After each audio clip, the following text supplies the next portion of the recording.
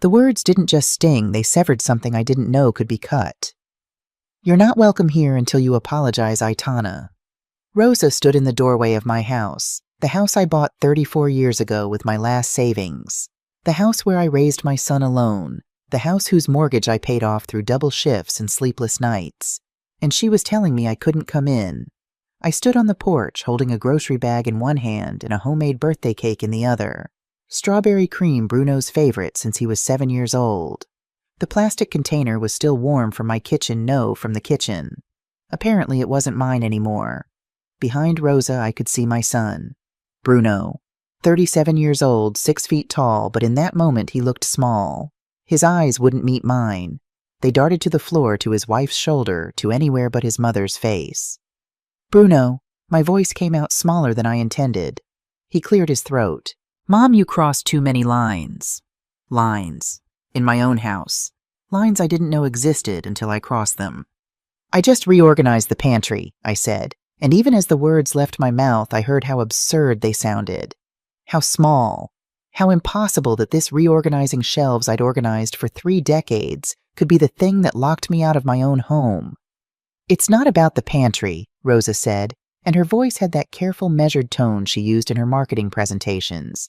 Professional, detached. "It's about respect for boundaries." Boundaries. That word again. It had become her favorite over the past 2 years, ever since she and Bruno moved in. Since I gave up my master bedroom. Since I started asking permission to use my own kitchen. "I understand," I heard myself say, though I didn't. Not really. Rosa's hand moved to the door. Not slamming it, that would have been dramatic, and Rosa didn't do drama. Just a gentle, firm push. The door closed with a soft click. Then came the sound that would replay in my mind for weeks, the turn of the lock.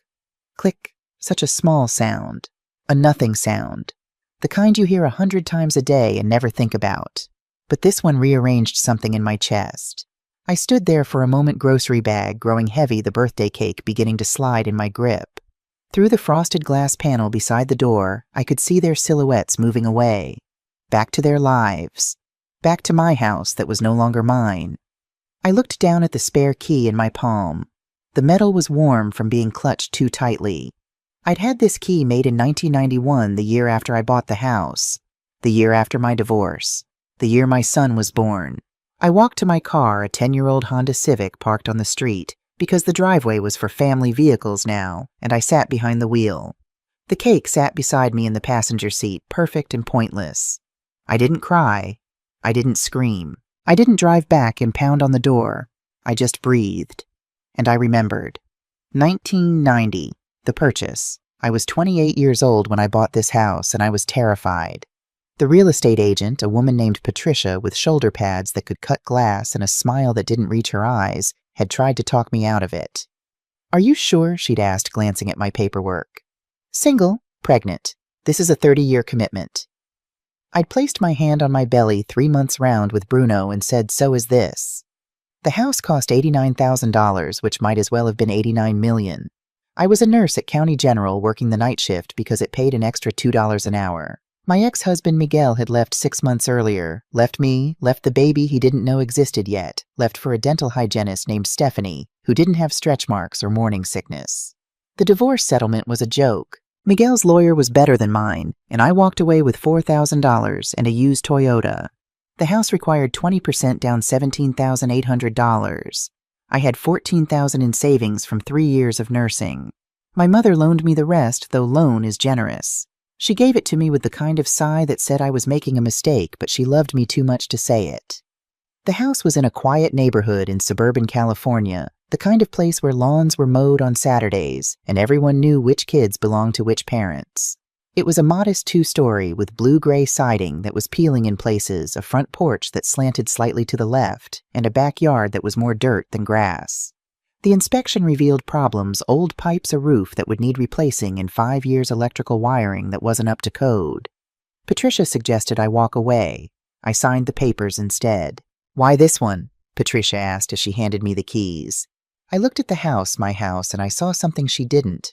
I saw the porch where I'd teach my son to tie his shoes. I saw the kitchen where we'd make birthday cakes together. I saw the backyard where he'd learn to ride a bike. I saw home.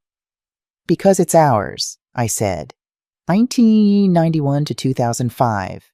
Building a life. Bruno was born in January 1991, 6 weeks before my 29th birthday. 7 pounds 3 ounces with his father's dark hair and my stubborn chin. The nurses at County General threw me a baby shower and the break room cake from Costco and a collection of hand-me-down onesies. They were more family than Miguel ever was. I brought Bruno home to the house on a Tuesday. It was raining, of course it was raining, and I remember standing on that slanted porch, fumbling with my keys while holding an infant car seat, thinking, this is it. This is my life now. The first year was survival. I worked 3 12-hour shifts a week, which meant 3 12-hour shifts of paying a neighbor, Mrs. Chen, $20 a day to watch Bruno. That was $240 a month, nearly a third of my mortgage payment. I ate ramen and peanut butter sandwiches. I wore scrubs that were 2 sizes too big because they were free from the hospital donation bin. I fixed the leaky kitchen faucet myself using a YouTube video and a wrench I bought at the hardware store. But I paid the mortgage. Every single month.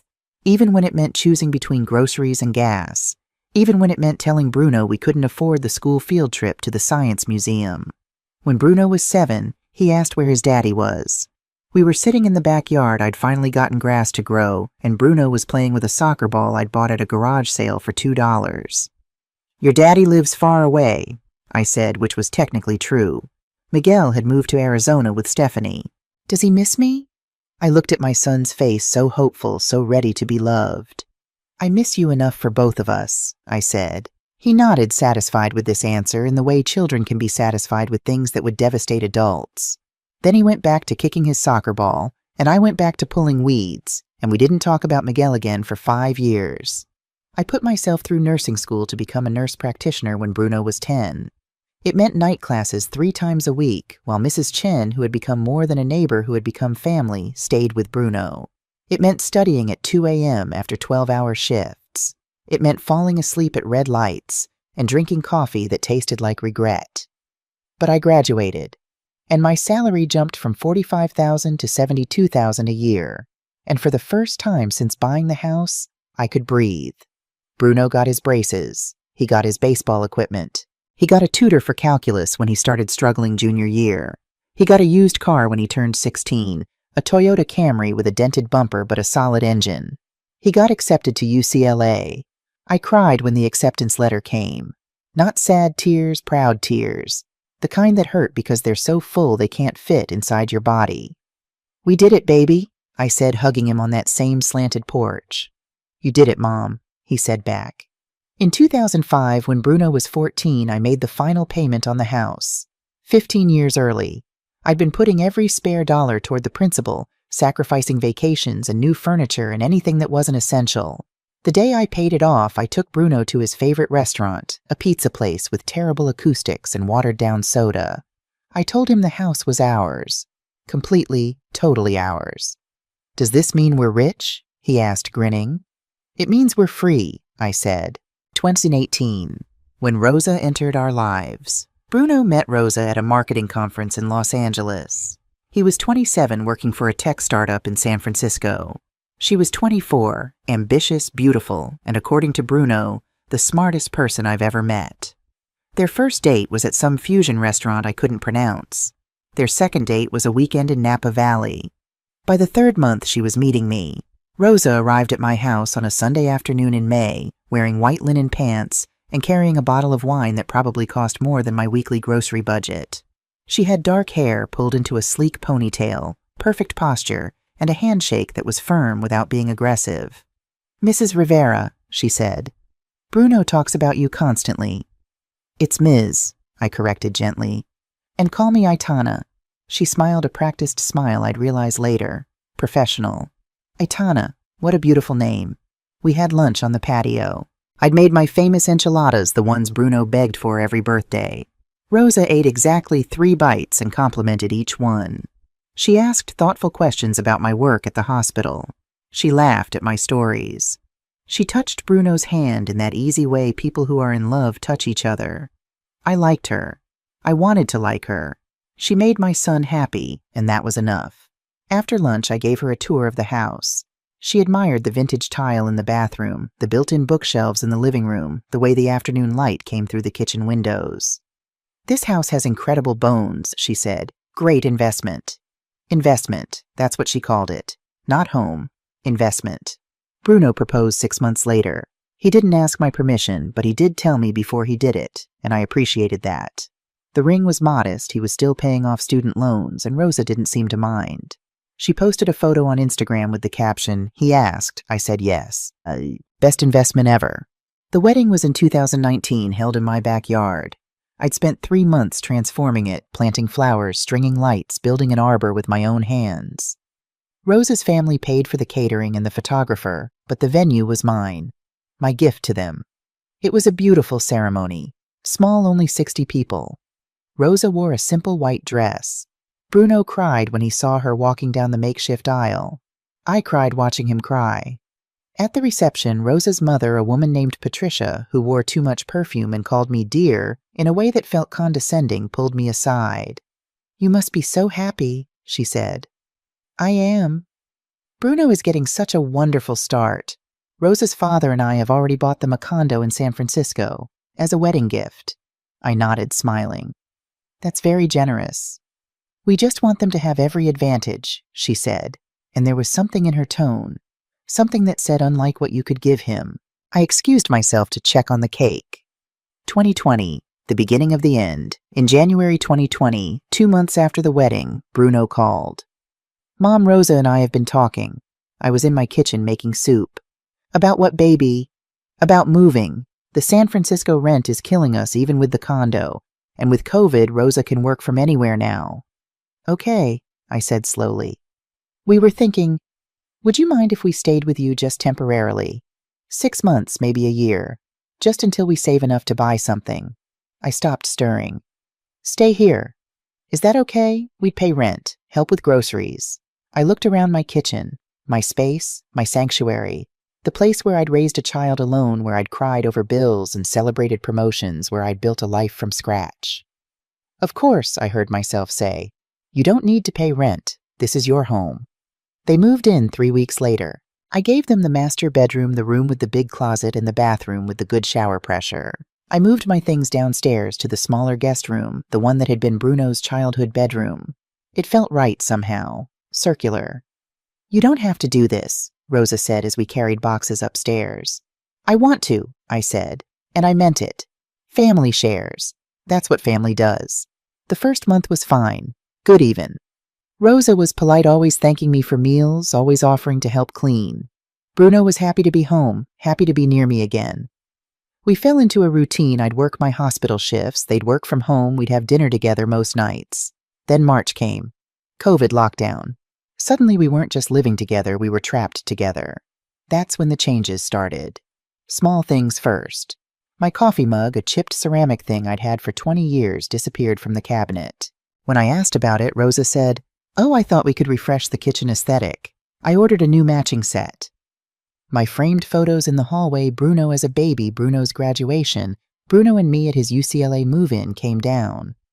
"We're creating a more cohesive gallery wall," Rosa explained. "Don't worry, I saved your photos in a box in the garage." My Sunday morning routine of making a big breakfast and doing the crossword puzzle at the kitchen table was interrupted. "We sleep in on Sundays," Rosa said, not unkindly. "Would you mind keeping it down?" Keeping it down. In my own house. I started making breakfast in silence. I stopped playing music while I cooked. I began to apologize for existing in my own space. In September, Rosa sent me a Google Doc. "What's this?" I asked, staring at my phone. "Just some household guidelines," she said cheerfully, "to help us all coexist better."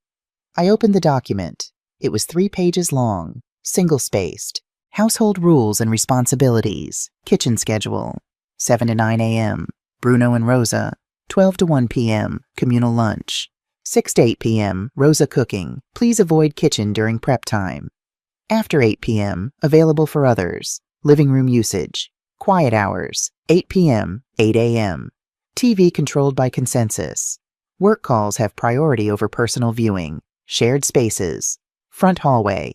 Keep clear of personal items. Dining room. Formal use only. Office former guest room. Bruno and Rosa's workspace. Please knock. There was more. So much more. Rules about thermostats and rules about guests and rules about noise and rules about my life in my house. Bruno appeared in the doorway. Did you see it? I'm reading it now. What do you think Rosa put a lot of work into it? I looked at my son. Really looked at him. When had he become someone who thought I needed rules for my own home? It's very thorough, I said carefully. So you'll follow it? What I wanted to say, this is my house. I bought it. I paid for it. I raised you in it alone. I don't need rules. What I said, of course. I signed my name at the bottom of the Google Doc. My signature looked small on the screen. That was my first mistake. December 2020. The announcement. Rosa made the announcement over dinner. I'd cooked chicken and rice, simple but good, and we were eating at the dining table, the one I'd bought at a yard sale in 1993 and refinished myself. We have news, Rosa said, and she was glowing in that way that could only mean one thing. Bruno reached for her hand. We're pregnant. I dropped my fork. It clattered against the plate too loud in the sudden silence. I couldn't finish. I was crying. Mom, Bruno looked alarmed. I'm happy, I managed. I'm so happy. I'm going to be a grandmother. I stood up, went around the table, hugged them both. Rosa was stiff in my embrace. She always was, but I didn't care. My son was going to be a father. My baby was going to have a baby. When I asked. July, Rosa said. We're 8 weeks along. Do you know what you're having? Too early, but we'll find out. That night I couldn't sleep. I lay in my small bedroom, Bruno's old bedroom with the closet that didn't quite close right, and the window that stuck when you tried to open it, and I imagined. A grandchild. Someone to spoil, to love, to watch grow. Maybe this baby would bring us closer. Maybe this was the thing we needed. I was such a fool. March 2021, the takeover. We need to prepare the house for the baby. Rosa said this in the calm, matter-of-fact way she said everything. We were sitting in the living room at a time that was technically outside of living room quiet hours, so I was allowed to be there. Of course, I said. What do you need space, she said. Lots of it. Over the next 3 months, I watched my house transform. The living room where I'd read Bruno bedtime stories, where we'd watched movies together, where I'd fallen asleep on the couch after double shifts became a nursery prep zone. Rosa's words, not mine. Boxes of baby items appeared, a crib still in packaging, a changing table, something called a wipe warmer that cost $89. Can we store these in the garage? I suggested. The garage isn't climate controlled, Rosa said. It's not safe for baby items. So my living room became a storage unit. The office, the former guest room where my parents used to stay when they visited before they passed, became absolutely essential workspace. Rosa needed it for video calls. The door stayed closed. A sign appeared. Meeting in progress. Do not disturb. I stopped knocking after the third time Rosa opened the door with an annoyed expression and a finger to her lips. Then came the bathroom conversation. Aitana, we need to discuss the main bathroom. It was February. Rosa was 4 months pregnant, showing now one hand constantly on her belly in that protective way expectant mothers have. What about it? With the baby coming, we'll need exclusive use, for hygiene reasons. I've been reading about infant immune systems and shared bathrooms can be problematic. Where am I supposed to? There's the half bath downstairs. It's closer to your room anyway. The half bath. A toilet and a sink the size of a cereal bowl. No shower, no bathtub, no space. I'd need to shower, I said. Oh, Rosa looked surprised, like she hadn't considered this. Well, maybe in the mornings before we're up, and you'd need to clean it thoroughly after. I would need to clean my own bathroom after using it in my own house. Okay, I heard myself say. Bruno walked in. Everything good. Your mom's being so flexible, Rosa said, smiling at me. She's letting us have the main bathroom. Letting them have my bathroom. In my house. Bruno kissed his wife's forehead. Thanks, Mom. This means a lot. I nodded, smiled, felt something crack inside my chest. March 2021. The money. I noticed it on a Tuesday. I was checking my bank account, a habit from years of living paycheck to paycheck, even though I was comfortable now, and I saw it. A withdrawal. $15,000 from my savings account. My hands shook as I scrolled through the transaction history. It was dated 2 weeks earlier. Authorized by me. No, not me, but my signature. A digital signature. I called the bank. Yes, Ms. Rivera, that withdrawal was authorized through your joint account holder. My what? Your joint account. You added Rosa Castellano Rivera in January. She has full access. The room spun. I'd signed papers in January. Rosa said they were for the baby medical directive's emergency contacts. I hadn't read them carefully. I'd trusted her. Can you reverse it? I asked. Not without both parties agreeing. I hung up. Sat in my car in the bank parking lot. $15,000. Not enough to devastate me, but enough to hurt. Enough to matter. When I got home, Rosa was in the kitchen drinking her prenatal vitamin smoothie. Rosa, we need to talk. She turned, looking concerned. Is everything okay? The $15,000 from my account. What was that for? Her face, it didn't change at all. Oh, that. The nursery renovations. We're redoing the walls, installing custom shelving, getting the organic carpet. I texted you about it. You texted Rosa I didn't authorize. Aitana, you signed the joint account papers. That means we can access funds for household expenses. The nursery is a household expense. She placed her hand on her belly. For your grandchild. There it was. The weapon she knew I couldn't fight against. You should have asked, I said quietly. I did. In the text. You heart-reacted it. Had I pulled out my phone, scrolled back. There it was. A text from 3 weeks ago. Need $15K for nursery transferring from savings. And below it, my reaction. I'd been at work. Probably saw the blue heart emoji about the baby, reacted without reading, moved on. I'd approved my own robbery through negligence. Oh, I said. Is there a problem? Rosa's voice had an edge now. No problem, she smiled. Good, because Bruno and I are so grateful for your support. You're going to be the best grandmother. I went to my small bedroom and I sat on my small bed and I looked at my bank account and I did not cry. I should have cried. April 2021. Baby Elena. She was born on April 23rd at 3:47 a.m. 7 pounds 9 ounces. Dark hair like Bruno. Rosa's nose. Perfect little fingers that would grip your thumb with surprising strength. I know all this because Bruno called me from the hospital, but I wasn't there. I wasn't invited to be there. Mom, she's here, Bruno said, his voice thick with tears. Elena Grace Rivera. I'll come right now, I said, already grabbing my keys. Actually, Rosa's mom is here, and Rosa wants just close family for the first 24 hours. You know, bonding time. Close family. I was not close family. Of course, I said. Tomorrow then. Tomorrow, Bruno agreed. Tomorrow came.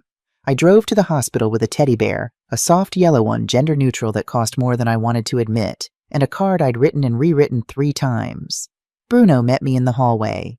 He looked exhausted, beautiful, transformed. Can I see her? Yeah, just, Rosa's feeding her right now. Maybe give it like 20 minutes. I waited in the hallway for 45 minutes. Hospital staff walked past. Families came and went. I sat with the teddy bear and the card, and I waited. Finally, Bruno appeared. Okay, come on. Rosa was in bed, Elena in her arms, wrapped in a pink blanket. Rosa's mother, Patricia, sat in the chair beside them, holding Rosa's hand. Aitana, Rosa said, her voice tired but warm. Meet your granddaughter. I approached slowly, carefully, like I might spook them. Elena was sleeping, her tiny face peaceful, her mouth making little sucking motions. Can I hold her? Rosa and Patricia exchanged a look. A quick one, but I caught it. Maybe next time, Rosa said. She just fell asleep and I don't want to disturb her. You know how important sleep is for newborns. I didn't argue. I stood there for 15 minutes looking at my granddaughter from 3 feet away, and then I left. December 2021. The new rules. They brought Elena home 3 days later. I decorated the nursery, the living room really, with a banner I'd made myself. Welcome home. Elena. Rosa took one look at it and said, oh, how sweet. But we're going for more of a minimalist aesthetic, for the baby's visual development. The banner came down. The rules multiplied. Visitation hours, I could see Elena from 2:30 p.m. on weekdays if she was awake, and if Rosa wasn't feeding her or putting her down for a nap. Holding privileges only when Rosa or Bruno was present. Just until we establish our routine, Rosa explained. Kissing, no kisses on the face. Germs, Rosa said. I'm sure you understand. Perfume, none. I'd worn the same lavender scent for 20 years. I stopped wearing it. Noise whisper level only when the baby was sleeping, which seemed to be always or never depending on what I wanted to do. I watched my granddaughter grow through windows and doorways. I watched Rosa's mother, who flew in from Los Angeles twice a month, hold Elena for hours, kiss her cheeks, sing to her in Spanish. Why can she kiss her? I asked Bruno one day, trying to keep my voice even. What are your mother-in-law? She kisses Elena's face. I was told not to. Bruno looked uncomfortable. Rosa's mom is just here so rarely, and they're really close. Close. That word again. The nanny in June. Rosa hired a nanny, Lydia, a sweet woman in her 50s with kind eyes and references from 3 families in Beverly Hills. I need to get back to work, Rosa explained, and with both of us working from home, we need someone to help with Elena during the day. Lydia was there from 8 a.m. to 6 p.m. 5 days a week. She fed Elena.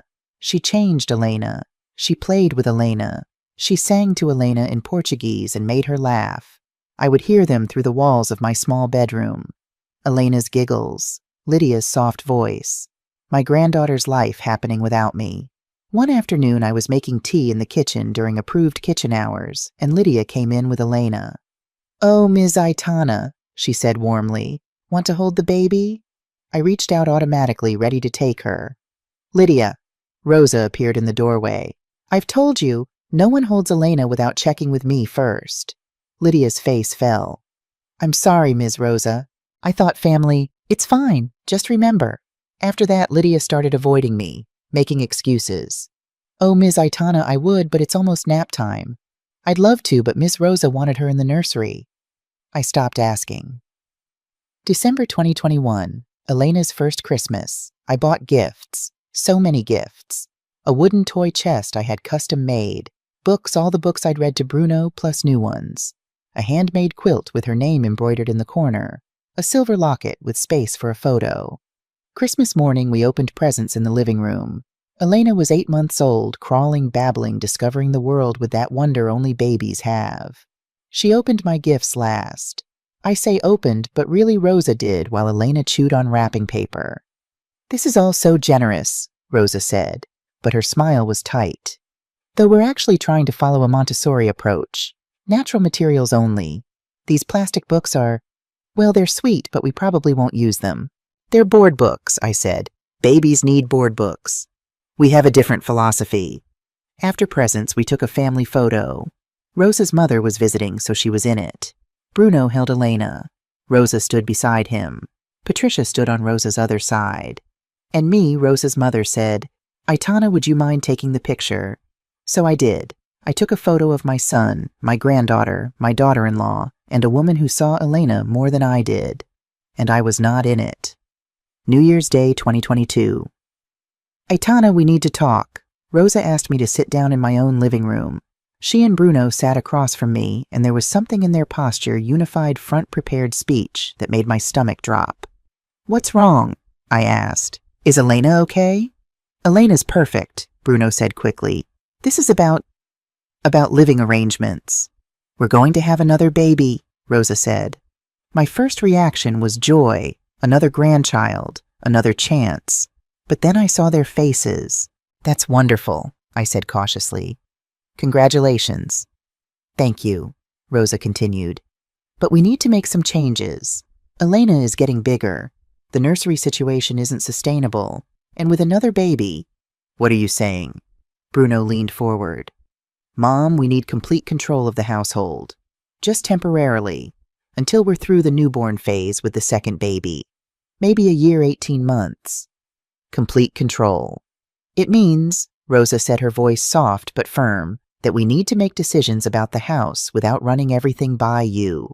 For efficiency, for Elena's stability, and for the baby's safety." I felt like I was falling, but I was sitting still. "This is my house," I said quietly. "We know," Bruno said. "And we're grateful. But Mom, you're not getting any younger. Maybe this is a good time to start thinking about downsizing. There are really nice senior apartments."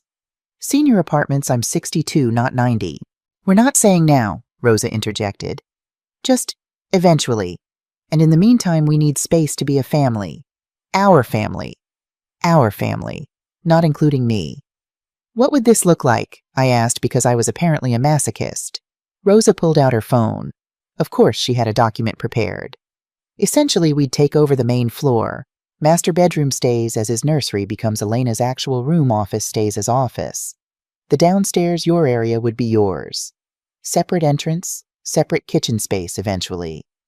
You want to section off my house? We prefer to think of it as creating appropriate boundaries. That word, boundaries.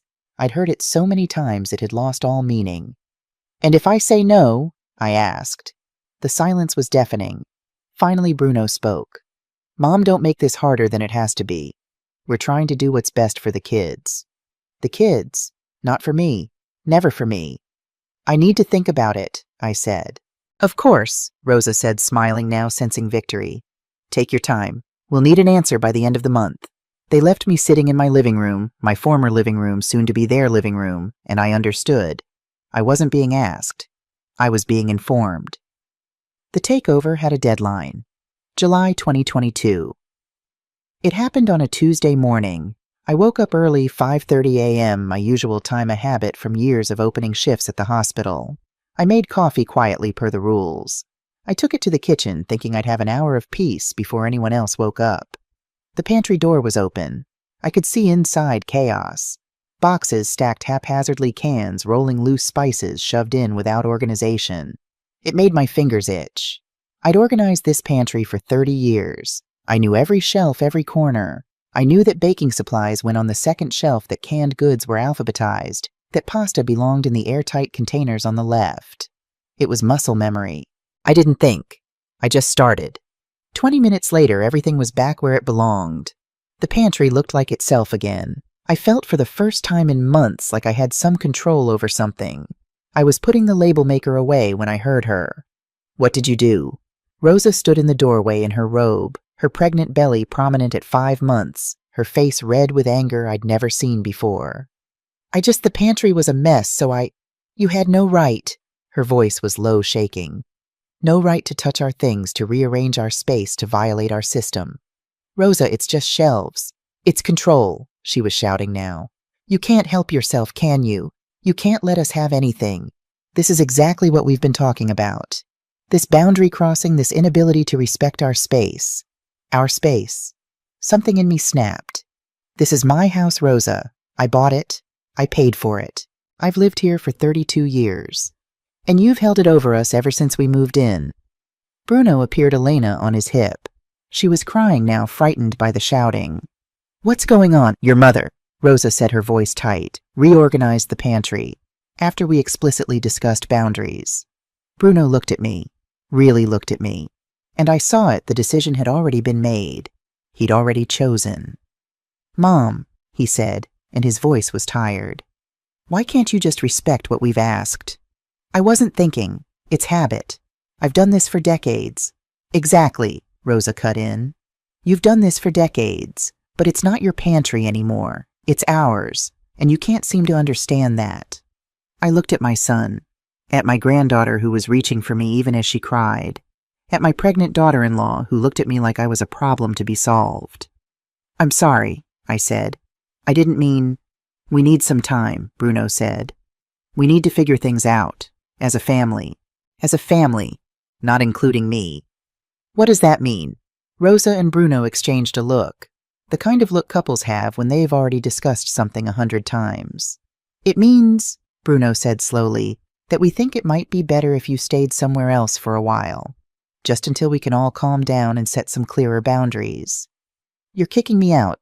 We're asking you to give us space, Rosa corrected. In the house you're letting us stay in, which is incredibly generous, but right now this dynamic isn't working. How long? A week, Bruno said. Maybe 2. Where am I supposed to go? They didn't answer. They didn't have to. It wasn't their problem. That evening they called a meeting. We sat at the dining table, the table I'd bought at a yard sale 31 years ago. The table I'd refinished by hand, the table where I'd helped Bruno with his homework and celebrated his acceptance to college and toasted his wedding. Rosa had her phone out, notes app open. Bruno sat beside her, holding her hand. United Front, prepared speech. I sat across from them alone. We've done a lot of thinking today, Rosa began. Her voice was calm again, professional. This was a business meeting, and we think we need to lay out some clear expectations going forward. She scrolled on her phone, reading from prepared text. Over the past 2 years, there have been consistent issues with boundaries and respect. Today's incident with the pantry is just the most recent example. We've tried to be patient, tried to communicate our needs, but we don't feel heard. I hear you, I said quietly. Let me finish. Rosa's voice was sharp. We've compiled a list of incidents where boundaries were crossed. She began reading. Each point was dated, time-stamped, documented. March 15th, 2021, Aitana entered the nursery without knocking while Rosa was breastfeeding. I didn't know. May 3rd, 2021, Aitana gave Elena a bottle without checking the feeding schedule. She was crying. June 22nd, 2021, Aitana criticized our parenting decision about sleep training. I just said, there are 17 more, Rosa said, looking up. Should I continue? I shook my head. I couldn't speak. Bruno took over. Mom, we love you. You know we do. But this isn't sustainable. We're trying to raise our children in a stable environment, and we can't do that when we're constantly worried about boundaries being crossed. So what do you want? I asked. We want a formal apology, Rosa said. In writing, acknowledging the ways you've violated our boundaries, committing to change. And we need you out of the house until you can demonstrate that you've truly understood what we're asking for. The room was very quiet. I could hear the refrigerator humming. Somewhere upstairs, Elena was crying. Lydia would get her. Lydia always got her. For how long? My voice was steady. I was proud of how steady it was. Until you apologize, Bruno said. Until you show us you're ready to respect our family. Your family. Yes. I looked at my son. At this man I'd raised alone, who I'd sacrificed everything for, who I'd loved more than my own life. And he was looking at me like I was a problem. Like I was the one breaking things. Where do you expect me to go? I asked. Rosa answered. That's not really our concern, Aitana. You chose this situation by not respecting our boundaries. You have resources, you have options, but you can't stay here while you're unwilling to change. We'll give you 48 hours to pack essentials, Bruno added, like this was generous. And 1 week to provide the written apology. After that, what? Silence. We might need to look into other arrangements, Rosa finally said. Legal arrangements, tenant rights, property agreements. Property agreements. For my house. I stood up. My legs were shaking, but I stood. I understand, I said. Mom? Bruno started. No, I understand perfectly. You're telling me that until I apologize for organizing a pantry in my own house, I'm not welcome in my own house. You're telling me that you'll use legal action to enforce this. You're telling me that I need to prove myself worthy of living in the home I've owned for 32 years. That's not, Rosa began. It is, I said. And for the first time in 2 years, my voice was loud. Not shouting, just loud. That's exactly what this is. I walked to my small bedroom and I packed a bag. 1 change of clothes, toiletries, my medications, my laptop, a framed photo of Bruno as a baby, the only one I'd kept in my room. They were still sitting at the table when I came back out. I'll be gone in an hour, I said. You'll have your space. Mom, don't be dramatic, Bruno said. This is temporary. Just write the apology, show us you understand, and I can come back to my own house if I'm good enough. Neither of them answered. I walked to the front door, put my hand on the knob, turned back 1 more time. You know what's funny? I said. I thought family meant something different. I thought it meant showing up, supporting each other, making sacrifices. But you've taught me something new. You've taught me that family means knowing your place and staying in it. Mom, I'll be in touch about my things. I opened the door, stepped onto the porch that slanted slightly to the left, the porch where I'd taught Bruno to tie his shoes. Behind me, I heard the door close, softly, gently, like it didn't matter. And then the lock. Click. I stood there for a moment, bag in hand, keys and pocket keys that no longer worked because they'd already changed the locks, I realized. They'd changed them this afternoon after the pantry incident before the meeting. They'd planned this. I walked to my car, got in, sat behind the wheel. I didn't cry. I didn't scream. I didn't pound on the door. I started the engine, and I drove. I drove to a Motel 6 off the highway. $89 a night paid weekly. The room smelled like industrial cleaner and old cigarettes, but it had a bed and a lock that only I controlled. I didn't call anyone. Not my sister Maria in Phoenix, who would have told me to forgive them. Not my old nursing colleagues who would have clucked sympathetically and offered nothing useful. Not my son who had made his choice. Instead, I sat on the scratchy comforter and opened my laptop. Google search, how to sell house fast California.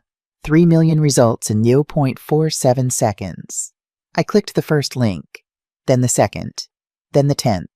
I read for 3 hours straight, my reading glasses sliding down my nose, my back protesting the cheap mattress. Question: can you sell a house while people are living in it? Answer: yes, if you're the sole owner. Question: do you need to tell residents before selling? Answer: if they're tenants with a lease, yes. If they're guests, no. Question: what are squatters' rights in California? Answer: complicated, but guests who don't pay rent have limited protections. I pulled up the property deed. I'd scanned all my important documents years ago, a habit from working in hospitals where you learn that disasters happened and paper burned. There it was, solely owner. Aitana Maria Rivera Bruno's name wasn't on it. Rosa's name wasn't on it. Just mine. I'd never added Bruno because I wanted him to earn his own things. I wanted him to build his own life, not inherit mine before I was done with it. I'd planned to leave it to him in my will, of course, when I was dead. But I wasn't dead. At 2 a.m. I made a decision. At 6 a.m. I made a call. Sharon Kim's office was in a strip mall between a nail salon and a tax preparation service. The sign said Kim Realty, 25 years excellence, and the window displayed photos of sold homes with sold stickers at aggressive angles. Sharon herself was exactly what her office suggested, efficient no-nonsense, probably 60, but looked 50, wearing a blazer that had seen 1,000 open houses. "Ms. Rivera," she said, shaking my hand with a grip that meant business. "You said on the phone you wanted to sell quickly as possible." She pulled out a tablet, fingers already moving. "Tell me about the property." I did. 2-story, 3-bedroom, 2-bath at 800 square feet, built 1987, well-maintained. Quiet neighborhood, good schools, 10 minutes from the freeway. Photos, I pulled them up on my phone. Exterior shots I'd taken for insurance purposes. Interior shots from before Bruno and Rosa moved in. Sharon scrolled, nodding. "Bones are good. Updates needed, but nothing major. Market's still hot even with rate increases." She looked up. "You mentioned people are currently living there. My son, his wife, their daughter. Do they know you're selling?" "Not yet." Something flickered in Sharon's eyes. Not judgment, recognition. She'd seen this before. "Ms. Rivera, I have to ask, is your son on the deed?" "No, just me." "Does he have a lease rental agreement?" "No, they've been staying as guests for 2 years. Sharon set down her tablet. "I'm going to be straight with you. This is going to be messy." "I know." "They're going to fight it." "I know." "You're sure you want to do this?" I thought about the lock clicking, the rules, the pantry. Elena's face at the window while Lydia held her. 2 years of shrinking and shrinking until I was barely visible in my own life. "I've never been more sure of anything." Sharon nodded once sharp. "Okay then, let's run numbers." She pulled up comps, comparable properties in my area, houses like mine recently sold. Based on current market square footage condition, I'd estimate fair market value at $780,000. I blinked. I bought it for $89,000. $1990. Welcome to California real estate. She turned the tablet to show me. "See this 1-2 streets over similar specs sold for $795,000 last month. This one smaller than yours went for $760,000. $780,000. I'd spent 32 years paying off $89,000, and now it was worth almost 9 times that. "How fast can we move?" I asked. "You want fast list at $760,000. Price it to sell. We'll get multiple offers in the first week, probably over asking. I'd target 45-day close. Cash buyers waive inspection." "Will cash buyers waive inspection? For the right price in this market? Absolutely. Investors are desperate." I did the math in my head. 45 days until close. California law required 60-day notice for eviction, but that was for tenants. Guests could be removed faster, but it would still be messy. "If we list today," I said slowly, "when could we close?" Sharon checked her calendar. "Today is July 19th. We could close by September 2nd, maybe earlier if we get lucky. 2 months. I'd been locked out of my house yesterday. In 2 months, it wouldn't be my house at all. Do it, I said. You'll need to sign it whatever you need. I want it listed today. Sharon smiled. Not a happy smile, a respect smile. I'll draw up the paperwork. We listed at 3 p.m. that same day. Sharon had warned me about disclosure requirements. Sellers in California had to disclose everything: roof age, foundation issues, pest problems, and yes, occupants. The listing read, beautiful 3BD, 2BA home in desirable neighborhood. Current occupants are family members without lease agreement. Buyer to assume occupancy situation. Price to sell fast. Won't that scare buyers off? I asked. It'll scare off some, Sharon admitted. But investors, they love a deal. And this is a deal. She was right. By 6 p.m. we had 3 showing requests. By 9 p.m. we had 8. By midnight I was sitting in my motel room watching my phone light up with Sharon's updates. Sharon Kim 4 offers. All cash. Highest at $775K. Sharon Kim, make that 6 offers. New high $790K. Sharon Kim, 8 offers now. This is insane even for this market. At 1 a.m. Sharon called. Aitana, I need you to make a decision. We've got 8 offers, 7 all cash, 1 conventional but offering $800K. What do you recommend? Highest all cash is $775K, 45-day close waiving inspection. From an LLC called Westside Properties Management. They've bought 3 houses in the area this year. They don't care about occupants, they deal with that stuff all the time. Take it. You sure the $800K? I'm sure. I want this done. Okay.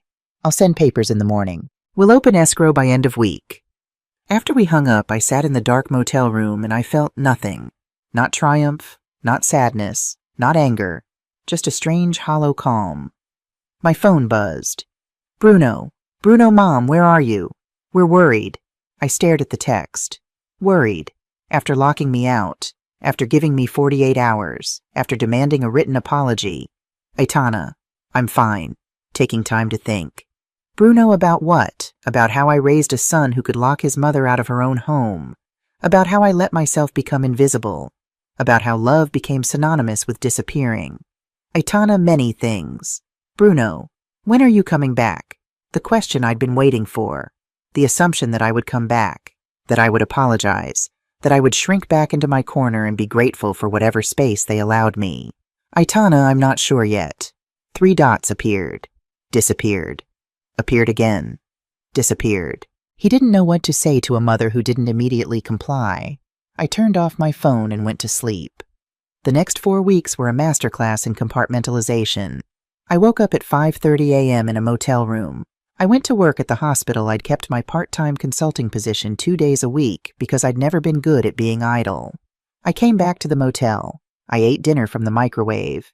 I signed paperwork that Sharon sent over. And I didn't tell anyone what I was doing. Bruno called every few days. The conversations were brief, awkward. Mom, it's been 2 weeks. I know. Have you thought about what we discussed? The apology, the boundaries, the capitulation. I have. And I'm still thinking. Silence. Then, Rosa's really stressed. The pregnancy. Elena's asking for you. That one hurt. Elena, my granddaughter who I'd barely been allowed to know. I miss her too, I said. Then come home. Write the apology. We can move forward. Home. He still called it home, like it was his to offer back to me. I'll let you know, I said and hung up before he could argue. Sharon called weekly with updates. Week 2, appraisal came in at $790K, above purchase price. Buyer is thrilled. Week 3, title is clear. Escrow is moving smoothly. Still on track for September 2nd close. Week 4, we're golden. Buyer is wiring funds next week. You'll need to come sign final papers on September 1st. Week 5. 1 week to close. How are you doing? I'm fine, I said, which was becoming my default answer to everything. Have you told them yet? No. Aitana, you need to tell them. Legally, you need to provide notice. 60 days for... They're not tenants, Sharon. You said that yourself. I know, but I'll tell them when it's done, when they can't stop it. Sharon was quiet for a moment. Okay, it's your call. On August 28th, I drafted the notice myself. California Civil Code 789. 3 required written notice for eviction even of guests. 60 days seemed cruel. But the law was the law. Notice to vacate premises to Bruno Rivera and Rosa Castellano Rivera, re-property located at address. Date August 28, 2024. This notice is to inform you that the above property has been sold. The sale will close on September 6, 2024. Per California law, you are hereby given 60 days notice to vacate the premises. Your final day of occupancy is November 1, 2024. The new owner will take possession on this date. Please make arrangements accordingly. Aitana Maria Rivera, owner. I attached a copy of the purchase agreement with the buyer's name redacted. Proof that this was real. I sent it via certified mail, and I sent it via email to both of them at 11:47 p.m. on August 28th. Then I turned off my phone and went to sleep. My phone exploded at 6:43 a.m. 17 missed calls from Bruno, 9 from Rosa, 3 voicemails, 26 text messages. I made coffee in the motel room's tiny coffee maker, weak, watery, terrible, and I read through them in chronological order. Bruno, 6:44 a.m. What the fuck is this? Bruno, 6:44 a.m. Call me right now. Rosa, 6:47 a.m. This is a joke, right? Bruno, 6:48 a.m. Mom, answer your phone. Rosa, 6:51 a.m. We need to talk immediately. Bruno, 6:52 a.m. You can't do this. You can't just sell the house. Bruno, 6:52 a.m. There are laws. We have rights. Bruno, 6:53 a.m. Call me or I'm calling the police. I sipped my terrible coffee and I felt calm, eerily calm. I called Bruno at 7:00 a.m. exactly. He answered on the first ring. What the fuck, Mom? Language, Bruno. Don't you fucking language me right now. Did you sell the house? Yes. Silence. Complete ringing silence. You actually sold it 31 days ago. It closes Friday. 31 days, he was shouting now. I could hear Rosa in the background saying something sharp. You've known for a month and you didn't tell us. I'm telling you now. You have 60 days to find new housing. We have a child, Mom. We have a baby coming in 3 months. Where the hell are we supposed to go? That's not my concern, Bruno. The words came out cold. Colder than I intended. Or maybe exactly as cold as I intended. Not your mom. This is our home. No, I said quietly. It's my house. You asked me to leave it, so I did, and then I sold it. We asked you to apologize, to respect boundaries, not to... You locked me out, Bruno. You gave me 48 hours to pack. You demanded a written apology for organizing a pantry in my own house. That's not we were trying to... Rosa grabbed the phone. I heard the fumble, then her voice shaking with rage. This is illegal. We live here. We have rights as tenants. You're not tenants. You never signed a lease. You never paid rent. You're guests who overstayed. We have a baby. I know. I barely got to meet her. You're being vindictive. I'm being clear. 60 days. Use them wisely. We'll sue you. We'll fight this. You can try. But the house is already sold. The deed transfers Friday. Your fight would be with the new owner, not me. I could hear Rosa's breathing fast and furious. You're going to regret this, she said. Maybe, but at least I'll regret it in peace. I hung up. The phone rang immediately. I declined the call. It rang again. I turned it off. At 9 a.m. my phone was still off, but my email was exploding. From Rosa Castellano Rivera, subject legal action. Aitana, we have consulted with an attorney. What you're doing is elder abuse in reverse. Financial manipulation. Constructive eviction. We will be filing complaints with the California Department of Real Estate and pursuing legal action for emotional distress.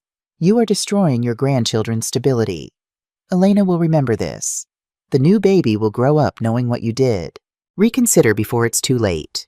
Rosa, I read it twice. Then I archived it. From Bruno Rivera, subject, Mom, please, Mom. I don't understand what's happening. This isn't you. You're not cruel. You're not vindictive. Something's wrong. Are you having a breakdown? Do you need help? Please talk to me. Please don't do this. We can fix this. I'll apologize. Rosa will apologize. We can go to family therapy. Whatever you need. Just don't take our home. Please. Bruno, that one was harder. I could hear my son in every word. The boy who'd cried when he scraped his knee. The teenager who'd asked me to teach him to drive. The young man who'd hugged me when he got his college acceptance letter. But I could also hear the man who'd locked me out, who'd sided with his wife over his mother, who'd made rules for my existence in my own house. I started typing. Bruno, I'm not having a breakdown. I'm having a breakthrough. For 2 years, I gave you everything. My bedroom, my bathroom, my kitchen, my space, my money, my dignity. And it was never enough. You always wanted more. You asked me to leave. I left. You wanted the house. Now someone else has it.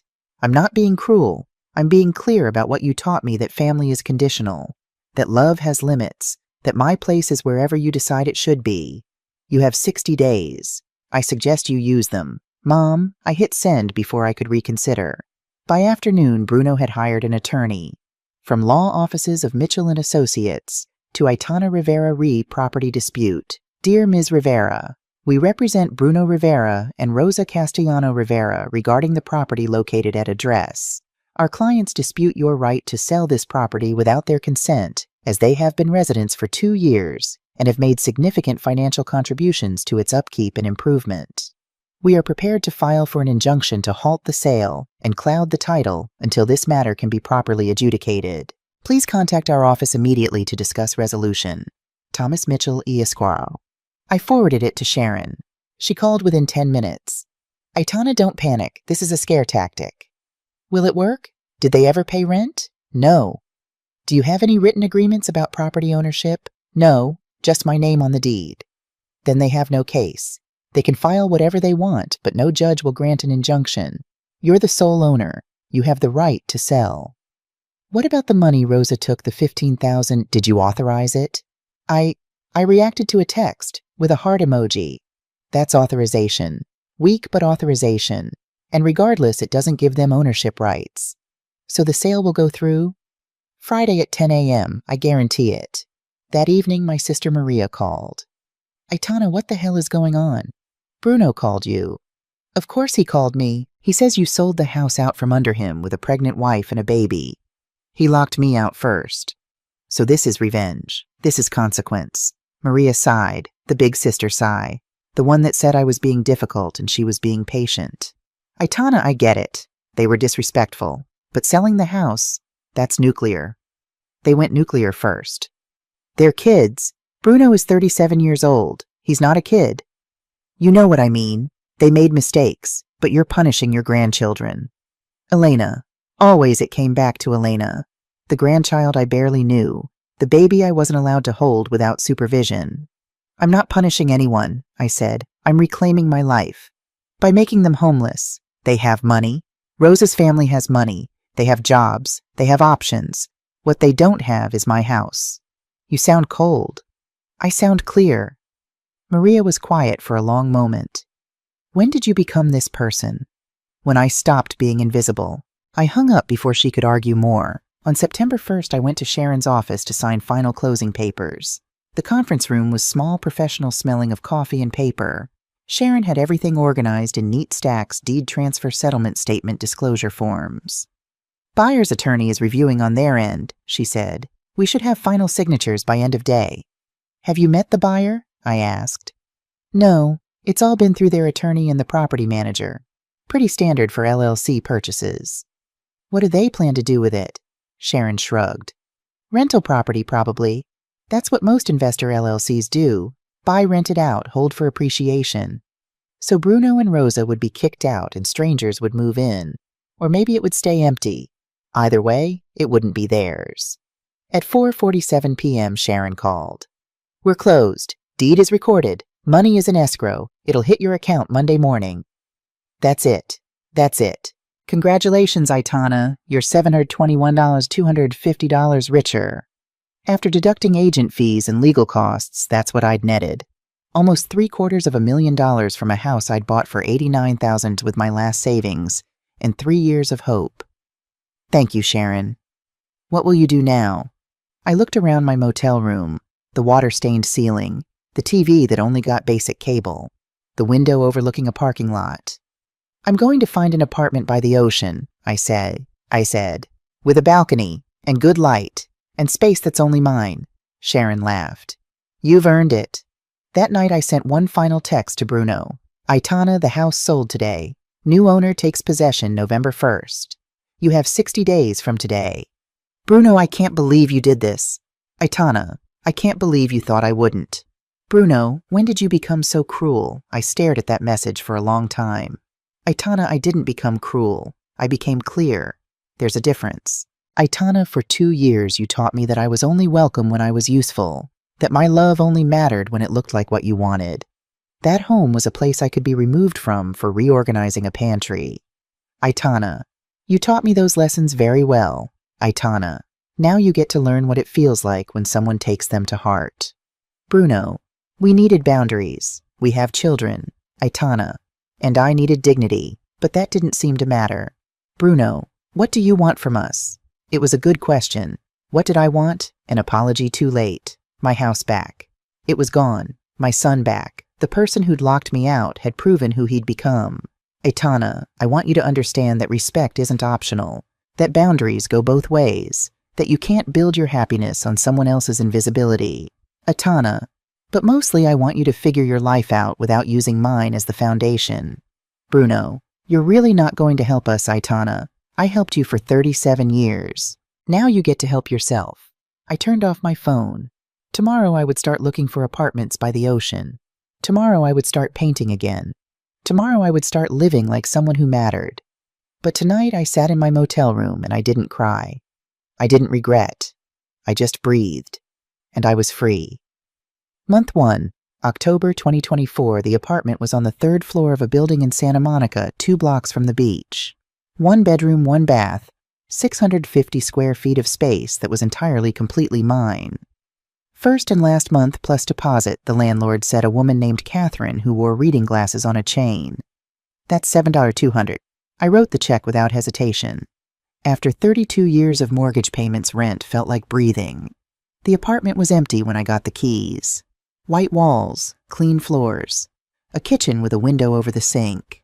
I stood in the middle of the living room and turned slowly, arms spread wide, and laughed. Actually laughed. There was no one to tell me to be quiet.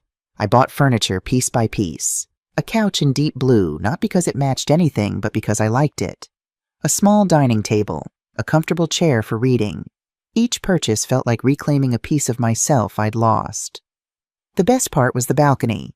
Narrow, barely big enough for 2 chairs, but from it I could see the ocean between buildings. Every morning at 5:30 a.m. I'd sit there with my coffee and watch the water change colors with the sunrise. I started painting again. Watercolors at first, cheap supplies from the craft store, nothing fancy. I painted the ocean over and over, trying to capture that exact shade of gray-blue at dawn. I wasn't good at it. I didn't care. It was mine. On October 15th, I joined a book club at the local library. 6 women all over 50 meeting every other Thursday. Nobody asked about my family. Nobody pitied me. We just talked about books and drank wine from paper cups and laughed too loud. One of the women, Diane, invited me for coffee afterward. She was 64, divorced with laugh lines and silver hair she wore proudly. "You have that look," she said over lattes. "What look, new divorce energy, except you're not divorced." "I divorced my old life." She raised her cup. "Best kind of divorce." We became friends. Real friends. The kind who texted funny memes and called each other for no reason and met for walks on the beach. I'd forgotten what it felt like to have friends who knew me as Aitana, not just as someone's mother. Through Maria, who still talked to Bruno despite my protests, I heard about their new reality. The condo in Pasadena was small. 2 bedrooms, 1 bathroom, $3,200 a month. Rosa's parents had helped with the deposit, but the help came with strings, weekly dinners, surprise visits, Rosa's mother's opinions on everything. "Bruno's working 2 jobs, Maria told me during one of her increasingly tense phone calls. Day job and Uber at night. Rosa went back to work full-time. Elena's in daycare 10 hours a day." "That sounds difficult," I said, and I meant it. "Don't you feel bad?" "I feel many things. Bad isn't one of them. Aitana, they're your family. They're adults who made choices. Now they're living with those choices. When did you become so cold? When being warm almost destroyed me." She stopped calling after that. It was October 28th, 3 days before Bruno and Rosa had to be out of my old house, when someone knocked on my door at 9 p.m. I looked through the peephole. Rosa. She was alone, 5 months pregnant, her face blotchy from crying. My first instinct was to not open the door. My second instinct was the same. But something in her posture, the way she held herself defeated and desperate, made me undo the chain. "What are you doing here?" "I need to talk to you. Please, Aitana. I'm begging you." "How did you find me?" "Your sister. I called her. Told her it was an emergency." She wiped her face. "It is an emergency. For me." I should have closed the door. Instead, I stepped back and let her in. Rosa walked into my small living room and looked around at my paintings on the walls, my books on the shelf, my life that didn't include her. She sat on my couch without being asked, hands on her pregnant belly. "Nice place," she said quietly. "Thank you. You can see the ocean." "Between the buildings, yes." Silence. I didn't help her fill it. Finally, Rosa looked up at me with red-rimmed eyes and said, "I had postpartum depression. Severe. After Elena was born." I remained standing. "Okay." It wasn't okay. It was hell. I couldn't sleep, couldn't eat, couldn't bond with my baby. Every time she cried, I felt like I was drowning. Every time someone tried to help, it felt like they were proving I was failing. "Did you get help?" "Eventually, but not for almost a year. I convinced myself I was fine, that I just needed control. So I controlled everything I could, the house, the rules, the schedule." "You." She was crying now, full sobs that shook her pregnant body. "Every time you tried to help with Elena, it felt like you were showing me up. Every time you gave advice, it felt like criticism. Every time you existed in that house, you reminded me that I was supposed to be grateful. And I just felt trapped." "Why are you telling me this?" I asked. "Because I made Bruno think you were the problem. I told him you were undermining us, that your old-fashioned ways were dangerous for Elena. I made him choose between us, and he chose me because that's what husbands do when there's a baby." She looked up at me, mascara running down her face. "I destroyed your relationship with your son. I took your money. I locked you out of your own house. And it's all my fault. Bruno didn't know how bad my depression was. I hid it from him. I made him think you were the issue so I didn't have to admit I was drowning." I sat down finally, but not next to her, in the chair across the room. "What do you want from me, Rosa?" "I want to apologize, really apologize. What I did was unforgivable. I know that. I know you'll never forgive me, but I needed you to know it wasn't you. It was never you. It was me sick and scared, and I made everyone else pay for it." We sat in silence. Outside, I could hear the ocean cars passing life continuing. "Are you getting help now?" I asked. "Yes. Therapy twice a week. Medication. Bruno knows everything now, I told him last week. He's angry. At me, at himself. He realizes what he lost." "And what did he lose?" "His mother." Fresh tears. "The woman who raised him alone, who sacrificed everything, who loved him unconditionally. He traded that for a sick wife who needed control and a baby who needed stability. And now we have nothing. You have each other. We're barely surviving. Bruno works 16-hour days. I'm pregnant and terrified it's going to happen again. The depression. Elena barely knows us. We eat ramen for dinner. Rosa's parents control our lives because we need their money. And every day Bruno looks at me like he's wondering if I was worth losing you." She stood up, wobbling slightly. "I just needed you to know. That's all. I'll go now." "Rosa." She turned. "I believe you," I said. "About the depression, about the fear. I believe you were sick. But you can't forgive me. No, not yet. Maybe not ever. But I believe you." She nodded. "That's more than I deserve." After she left, I sat on my balcony until midnight watching the ocean turn black under the stars, and I cried. Not for what I'd lost. For what could have been different if Rosa had just asked for help instead of demanding control. The next morning, my phone rang. Unknown number. "Ms. Rivera, this is Jennifer Park. I'm a property manager for the new owner of your former residence." My stomach dropped. "Okay. The owner has requested that I contact you. They'd like to meet with you. Tomorrow, 2 p.m. at the property if that's convenient." "Why, I'm not at liberty to say, but it's important." Against my better judgment, I agreed. I pulled up to my old house, Elena's house, the house I'd sold at 1:55 p.m. A woman was sitting on the porch steps, late 50s elegant silver-gray hair in a neat bob. She stood when she saw me. "Ms. Rivera, I'm Dr. Sarah Chen. Thank you for coming." We shook hands. Hers was warm, firm. "You bought my house," I said. I did. Walk with me. We walked around the block, the route I'd walked 1,000 times. Past Mrs. Chen's old house, she'd died 3 years ago. Past the elementary school Bruno had attended. Past 32 years of my life. I'm a psychologist, Dr. Chen began. I specialize in family systems therapy, how families function, dysfunction, and heal. When your house came on the market with that listing about occupants without a lease, I was intrigued. Intrigued enough to pay $775,000. She smiled slightly. I did some research. Your realtor mentioned you were in a difficult situation. I pieced together the rest, and I saw an opportunity. For what to do for someone else what no one did for me. We stopped walking. She turned to face me. 20 years ago, I lost my home in a divorce. My ex-husband and his new wife made me feel like a guest in the house I'd paid for, like I was in the way. They eventually pressured me into selling my half for far less than it was worth, and I never got closure, never got justice, just disappeared from my own life. I'm sorry. Don't be. It taught me about power dynamics in families. But when I saw your situation, I thought, here's a chance to do it differently. How to? By creating a path back, with conditions. She pulled out her phone, showed me a document. This is the lease agreement I offered your son and daughter-in-law. They signed it yesterday. I read through it, my heart pounding. Lease terms. $3,800 month. 1-year term. Special condition. 1 mandatory family therapy. Minimum once monthly proof required. Special condition 2. Aitana Rivera granted unrestricted visitation rights to see minor child. Elena minimum weekly.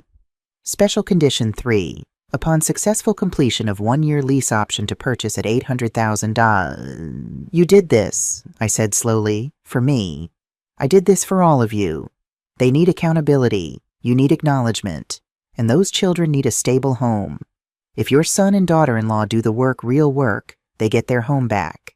If they don't, they lose it, and you learn something valuable that some people can't change. And if I don't want to participate, then don't. The lease stands either way. But I think you do want to participate. Otherwise, you wouldn't be here. I stared at this stranger who'd bought my house and engineered this elaborate second chance. Why? I asked. Because healing requires both consequences and compassion. You gave them consequences. Now I'm offering compassion, but they have to earn it.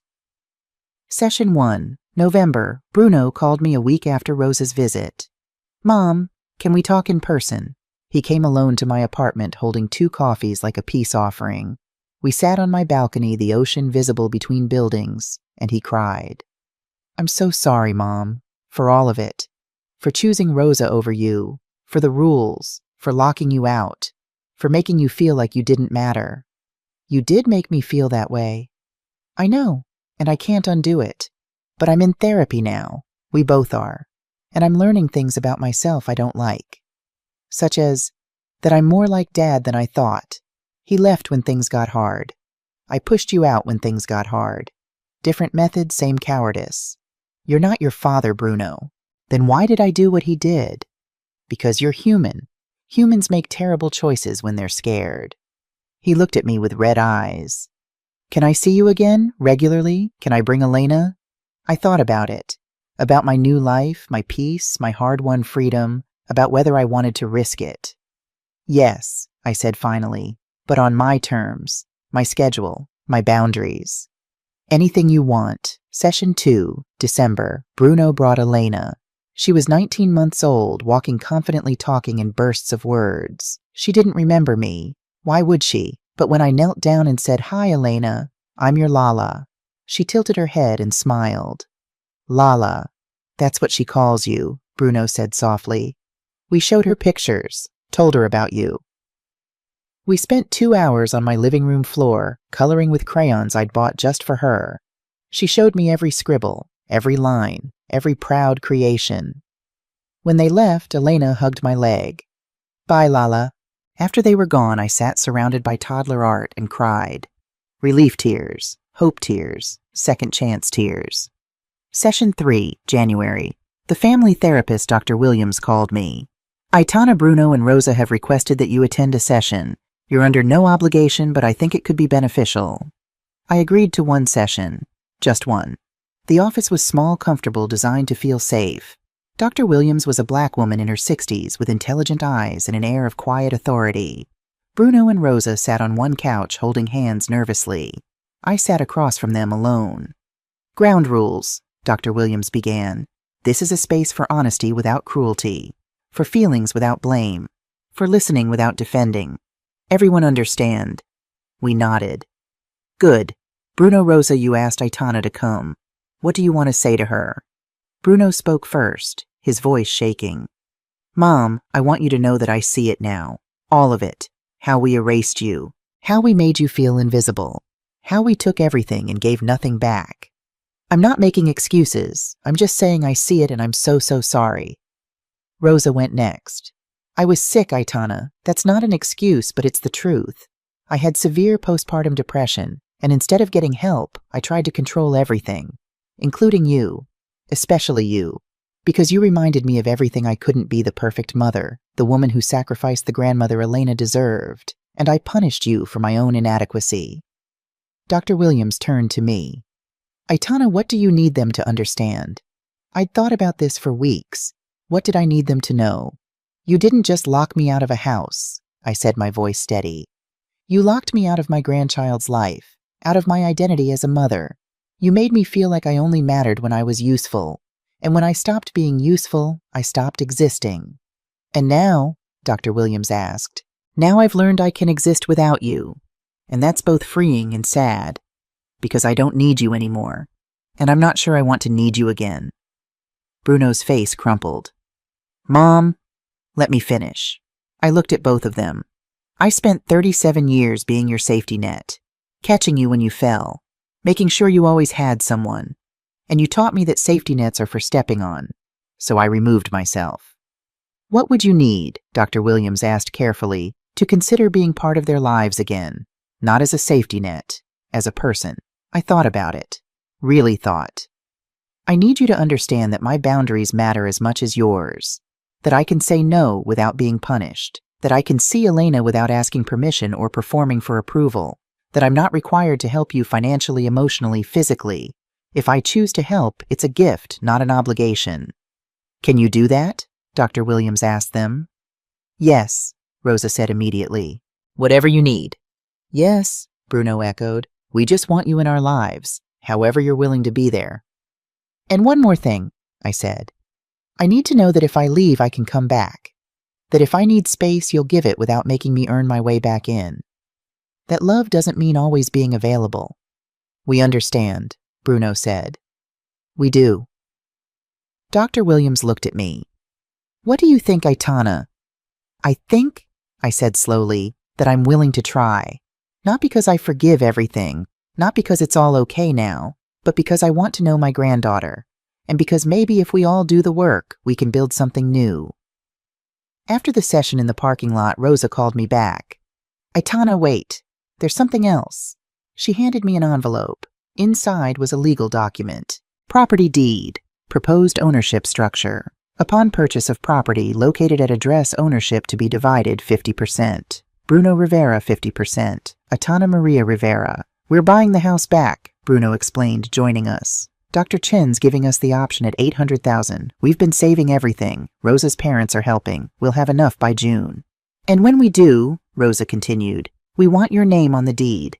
Equal ownership. So you can never be locked out again. So we can never do to you what we did." I looked at the document, at my name typed next to my son's. "No," I said. They froze. "I don't want it." "Mom, I don't want half ownership of that house. I don't want any ownership. But, because I don't need it.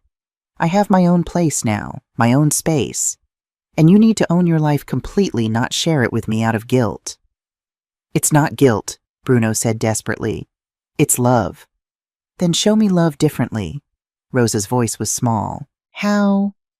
I thought about it, about what I really wanted, about what would actually heal this family.